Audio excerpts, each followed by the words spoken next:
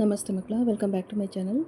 ಇವತ್ತು ನಾವು 9ನೇ ತರಗತಿಯ ಕನ್ನಡದಲ್ಲಿ LBA ಆಧಾರಿತ SA2 ಮಾದರಿ ಪ್ರಶ್ನೆ ಪತ್ರಿಕೆಯನ್ನು ನೋಡ್ತಾ ಹೋಗೋಣ ಮಕ್ಕಳ ನಮ್ಮ ಚಾನಲಲ್ಲಿ ಈಗಾಗಲೇ 2 ಮಾದರಿ ಪ್ರಶ್ನೆ ಪತ್ರಿಕೆಯನ್ನು ಅಪ್ಲೋಡ್ ಮಾಡಲಾಗಿದೆ. ಅದನ್ನು ಸಹ ನೀವು ಬೇಕಾದರೆ ರೆಫರೆನ್ಸ್ ಮಾಡ್ಬೋದು ಮಕ್ಕಳ. ಇಲ್ಲಿ ನೋಡಿ, ನಿಮಗೆ ಉತ್ತರವನ್ನು ಬರೆಯೋದಕ್ಕೆ ಸಿಗುವಂತಹ ಸಮಯ 3 ಗಂಟೆ 15 ನಿಮಿಷಗಳು. ಒಟ್ಟು ಅಂಕಗಳು 100 ಆಗಿರುತ್ತೆ ಮಕ್ಕಳ. ಇದು ಬಂದು ಫಸ್ಟ್ ಲ್ಯಾಂಗ್ವೇಜ್ ಕನ್ನಡ ಆಗಿರುತ್ತೆ, ಪ್ರಥಮ ಭಾಷೆ ಕನ್ನಡ. ಫಸ್ಟ್ ಹೆಡ್ಡಿಂಗ್ ನೋಡಿ ಮಕ್ಕಳ, ಈ ಕೆಳಗಿನ ಪ್ರಶ್ನೆಗಳಿಗೆ ಅಥವಾ ಅಪೂರ್ಣ ಹೇಳಿಕೆಗಳಿಗೆ 4 ಆಯ್ಕೆಗಳನ್ನು ಕೊಡಲಾಗಿದೆ. ಅವುಗಳಲ್ಲಿ ಹೆಚ್ಚು ಸೂಕ್ತವಾದ ಉತ್ತರವನ್ನು ಆರಿಸಿ ಕ್ರಮಾಕ್ಷರದೊಂದಿಗೆ ಬರೆಯಿರಿ. ಇಲ್ಲಿ ನಿಮಗೆ 6 ಪ್ರಶ್ನೆ 1 ಅಂಕದಂತೆ ಇರುತ್ತೆ ಮಕ್ಕಳ. ಪ್ರಶ್ನೆ 1ರಲ್ಲಿ ನೋಡಿ, ಕನ್ನಡ ವರ್ಣಮಾಲೆಯಲ್ಲಿರುವ ವರ್ಗೀಯ ವ್ಯಂಜನಗಳು. ಆಯ್ಕೆಗಳು 34, 25, 9 ಹಾಗೂ 7. ಪ್ರಶ್ನೆ 2, ಸಂಸ್ಕೃತ ಪದದ ತದ್ಭವ ರೂಪ. ಆಯ್ಕೆಗಳು ನೋಡಿ, ಸಂಸ್ಕೃತ, ಸಂಸ್ಕೃತ, ಸಕ್ಕದ ಹಾಗೂ ಸಂಕದ. ಪ್ರಶ್ನೆ 3, ನಾಡೋಳ್ ಪದದಲ್ಲಿರುವ ವಿಭಕ್ತಿ. ಆಯ್ಕೆಗಳು ಪ್ರಥಮ, ಪಂಚಮಿ, ಚತುರ್ಥಿ ಹಾಗೂ ಸಪ್ತಮಿ. ಪ್ರಶ್ನೆ 4, ಮಾಡಿದಡುಗೆ ಪದವು ಈ ಸಮಾಸಕ್ಕೆ ಉದಾಹರಣೆಯಾಗಿದೆ. ಆಯ್ಕೆಗಳು ಗಮಕ ಸಮಾಸ, ಕ್ರಿಯಾ ಸಮಾಸ, ಅಂಶಿ ಸಮಾಸ ಹಾಗೂ ಬಹುರ್ವಿಹಿ ಸಮಾಸ. ನೆಕ್ಸ್ಟು ಪ್ರಶ್ನೆ 5, ಸಂಭವನಾರ್ಥಕ ಕ್ರಿಯಾಪದಕ್ಕೆ ಉದಾಹರಣೆಯಾದ ಪದವಿದು. ಆಯ್ಕೆಗಳು ಮಾಡು, ಮಾಡಿಯಾನು, ಮಾಡಲಿ ಹಾಗೂ ಮಾಡನು. ಪ್ರಶ್ನೆ 6, ರಾಮನ ಬಾಣಗಳು ರಾವಣನ ಎದೆಯನ್ನು ನಾಟಿದವು. ಆಯ್ಕೆಗಳು ಸಾಮಾನ್ಯ ವಾಕ್ಯ, ಸಂಯೋಜಿತ ವಾಕ್ಯ, ಮಿಶ್ರ ವಾಕ್ಯ ಹಾಗೂ ವಿಶೇಷ ವಾಕ್ಯ. ನೆಕ್ಸ್ಟ್ ಹೆಡಿಂಗ್ ನೋಡಿ ಮಕ್ಕಳ, ಕೆಳಗಿನ ಪ್ರಶ್ನೆಗಳಿಗೆ ಮೊದಲೆರಡು ಪದಗಳಿಗಿರುವ ಸಂಬಂಧದಂತೆ 3ನೆಯ ಪದಕ್ಕೆ ಸರಿಹೊಂದುವ ಸಂಬಂಧಿ ಪದವನ್ನು ಬರೆಯಿರಿ. ಇಲ್ಲಿ ಒಟ್ಟು 4 ಪ್ರಶ್ನೆಗಳು 1 ಅಂಕದಂತೆ ಇರುತ್ತೆ. ಪ್ರಶ್ನೆ 7, ವಿಜ್ಞಾಪನೆ ಭಿನ್ನಹ ವೃಷಭ ಡ್ಯಾಶ್. ಪ್ರಶ್ನೆ 8, ತುಪ್ಪಳದಂತೆ ಲೋಪಸಂಧಿ ಕಂಬನಿ ಡ್ಯಾಶ್. ಪ್ರಶ್ನೆ 9, ಹ್ಯಾಂಗ ಹಾಗೆ ಬಿಡದನ್ನ ಡ್ಯಾಶ್.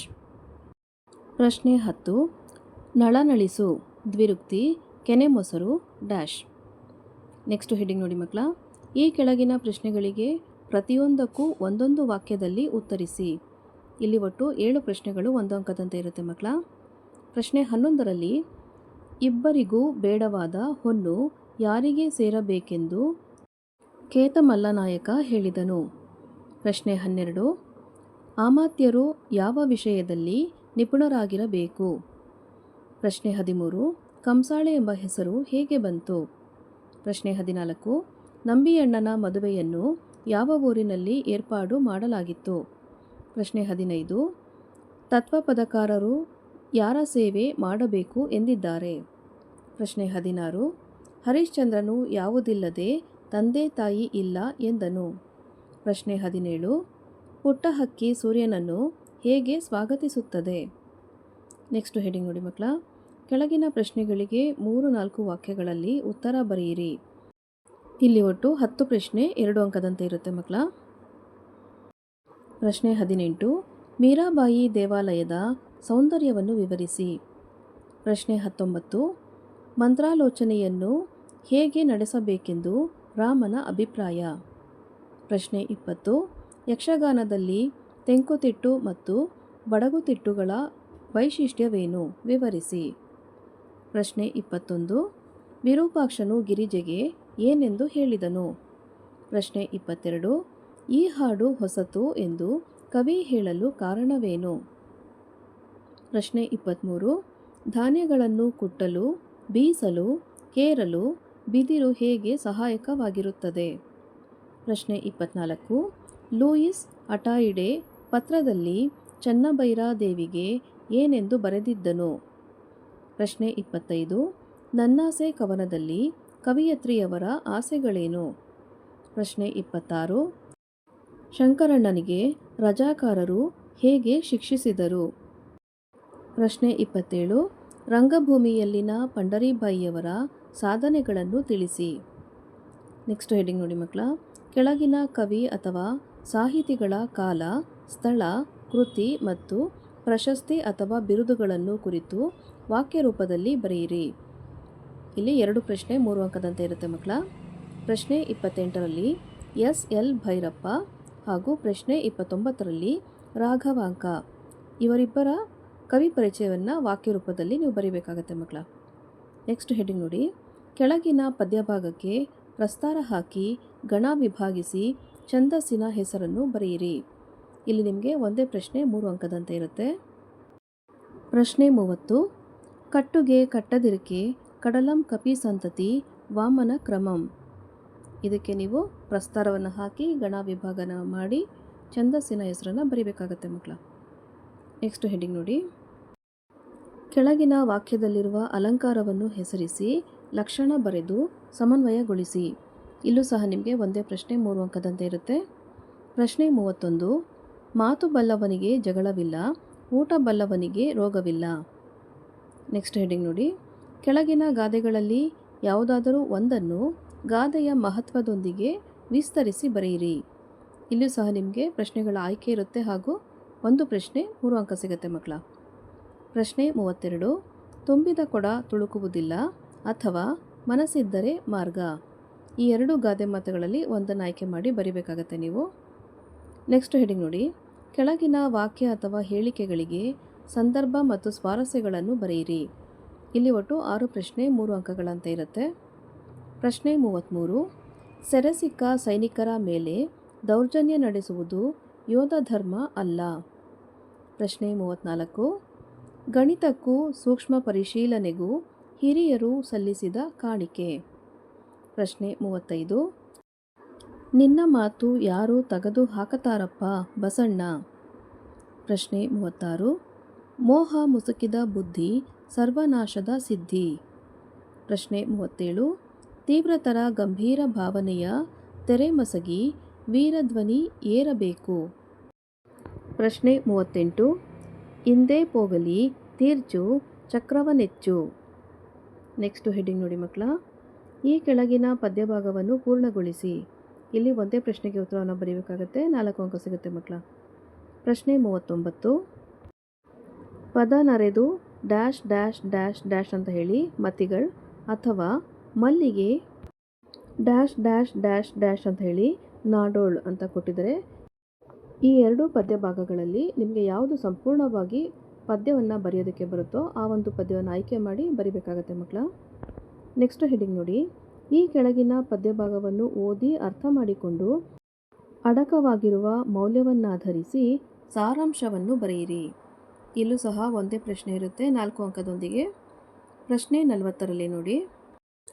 ಹಣ್ಣೆಲೆಗಳುದುರುತಿಹ ಬರಲು ಮರಗಳನ್ನೇರಿ ಕಣ್ಣೀರು ಸುರಿಸುತ್ತಿದೆ ಕಾನನದ ಹಕ್ಕಿ. ತಣ್ಣನೆಯ ಗಾಳಿಯಲ್ಲಿ ಹಿಮದೊಂದು ಸೋನೆಯಲ್ಲಿ ಮಿಣ್ಣನಿದೆ ಮಾನವನ ಜೀವ ಸೆರೆ ಸಿಕ್ಕಿ. ಈ ಒಂದು ಪದ್ಯಭಾಗದ ಸಾರಾಂಶವನ್ನು ನೀವು ಬರೀಬೇಕಾಗತ್ತೆ ಮಕ್ಕಳ. ನೆಕ್ಸ್ಟ್ ಹೆಡ್ಡಿಂಗ್ ನೋಡಿ. ಕೆಳಗಿನ ಪ್ರಶ್ನೆಗಳಿಗೆ 8 ಅಥವಾ 10 ವಾಕ್ಯಗಳಲ್ಲಿ ಉತ್ತರ ಬರೆಯಿರಿ. ಇಲ್ಲಿ ನಿಮಗೆ ಒಟ್ಟು 2 ಪ್ರಶ್ನೆ 4 ಅಂಕಗಳಂತೆ ಇರುತ್ತೆ ಮಕ್ಕಳ. ಪ್ರಶ್ನೆ 41ರಲ್ಲಿ ನೋಡಿ. ರಾಧಾಕೃಷ್ಣನ್ ಅವರು ಅಧ್ಯಾಪಕರಾಗಿ ಸಲ್ಲಿಸಿದ ಸೇವೆಯನ್ನು ಕುರಿತು ವಿವರಿಸಿ ಅಥವಾ ರಾಧಾಕೃಷ್ಣನ್ರವರ ಬಹುಮುಖ ಪ್ರತಿಭೆಗೆ ಸಂದ ಗೌರವ ಸನ್ಮಾನವನ್ನು ಕುರಿತು ಬರೆಯಿರಿ. ಈ 2ರಲ್ಲಿ ಯಾವುದಾದ್ರು ಒಂದರ ಪ್ರಶ್ನೆಯನ್ನು ಆಯ್ಕೆ ಮಾಡಿ ಬರಿಬೇಕಾಗತ್ತೆ. ಪ್ರಶ್ನೆ 42. ಅಭಯರುಚಿಯ ಮಾತುಗಳು ಮಾರಿದತ್ತನ ಮೇಲೆ ಬೀರಿದ ಪರಿಣಾಮವನ್ನು ತಿಳಿಸಿ ಅಥವಾ ಅಭಯರುಚಿ ಮತ್ತು ಮಾರಿದತ್ತರಲ್ಲಿ ಯಾರನ್ನು ಮೆಚ್ಚುವಿರಿ ಏಕೆ. ಇಲ್ಲೂ ಸಹ 2 ಪ್ರಶ್ನೆಗಳಲ್ಲಿ ಒಂದನ್ನು ಆಯ್ಕೆ ಮಾಡಿಕೊಂಡು ಸಂಪೂರ್ಣವಾದ ಉತ್ತರವನ್ನು ಬರೀಬೇಕಾಗತ್ತೆ ಮಕ್ಕಳ. ನೆಕ್ಸ್ಟ್ ಹೆಡ್ಡಿಂಗ್ ನೋಡಿ. ಕೆಳಗಿನ ಗದ್ಯ ಭಾಗವನ್ನು ಮನಸ್ಸಿನಲ್ಲಿ ಓದಿಕೊಂಡು ಕೊಟ್ಟಿರುವ ಪ್ರಶ್ನೆಗಳಿಗೆ ಉತ್ತರ ಬರೆಯಿರಿ. ಪ್ರಶ್ನೆ 43.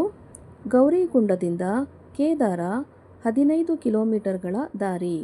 ನಡೆದು ಹೋಗಬಹುದು, ಇಲ್ಲವೇ ಕುದುರೆ ಮೇಲೆ ಅಥವಾ ಕಂಡಿ ಮತ್ತು ದಂಡಿ ಎಂಬುದರಲ್ಲಿ ಹೋಗಬಹುದು. ದಂಡಿ ಎಂಬುದು ಕುರ್ಚಿಯ ಹಾಗೆ ಇದ್ದು ಅದಕ್ಕೆ 2 ಕಡೆಗಳಲ್ಲಿ ಉದ್ದವಾದ ದಂಡಿಗೆ ಇರುತ್ತದೆ.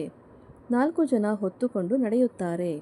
ಕಂಡಿ ಎಂಬುದು ಬುಟ್ಟಿಯ ಹಾಗೆ ಇರುತ್ತದೆ. ಕೇದಾರದ ಏರುವೆಯ ದಾರಿ ಮಂದಾಕಿನಿ ನದಿಯ ಅಂಚಿನಲ್ಲೇ ಸಾಗುತ್ತದೆ. 5-6 ಅಡಿ ಅಗಲದ ಚಿಕ್ಕದಾದ ದಾರಿ. ಒಂದು ಕಡೆ ತಲೆ ಎತ್ತಿ ನಿಂತ ಪರ್ವತ, ಮತ್ತೊಂದು ಕಡೆ ಪ್ರಪಾತ. ಅದರ ಆಚೆಗೆ ಬೃಹದಾಕಾರದ ಹಿಮ ಆವರಿಸಿದ ಬಿಳಿಯ ಬೆಟ್ಟ. ಅಲ್ಲಲ್ಲಿ ಹಿಮ ಕರಗಿ ಹರಿದು ಬರುವ ಬಿಳಿಯ ಧಾರೆ.